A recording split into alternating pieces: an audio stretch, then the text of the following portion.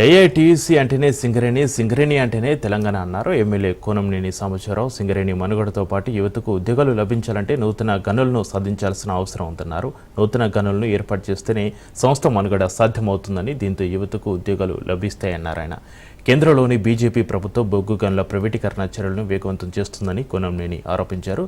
సంస్థ భవిష్యత్తుకు గొడ్డలి పెట్టు లాంటిదని, ప్రైవేటీకరణకు వ్యతిరేకంగా ఏఐటీయూసీ నిర్విరామంగా పోరాటాలు చేస్తుందని తెలిపారు.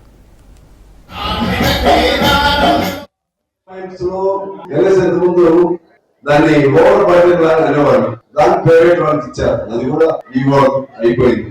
ఇప్పుడు ఫోన్ కూడా ప్రైవేట్ వాళ్ళు, అంటే పర్మనెంట్ కార్మికులు కాకుండా ప్రైవేట్ వాళ్ళతోనే ఫోన్ కూడా చూపిస్తారు. ఈ విధంగా చాలా అన్యాయమైన పద్ధతుల్లో జరుగుతా ఉంది. 90లో నేను ప్రారంభించామంటున్నా, సంతోషమే. నేను ఈ చైర్మన్ గారితో చెప్పాను, మీకు కావాల్సింది లాభాలా లేకపోతే కార్మికుల సంక్షేమం?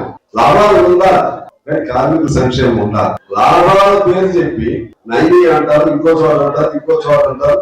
చివరికి ఒక 100 మంది అధికారులకే దీన్ని పరిమితి చూసుకుని మొత్తం తీసేయండి. కార్మికులు అందరినీ అన్ని కూడా ప్రైవేట్ వాటికి ఇచ్చేసుకోండి, లాభాలు బాగా వస్తాయి. అసలు ఏ పరిశ్రమ ఉద్దేశం ఏంటంటే, ముందు మనిషి బతకాలి, కార్మికుడు బతకాలి, ఆ కార్మికుల సంక్షేమం చూడాలి.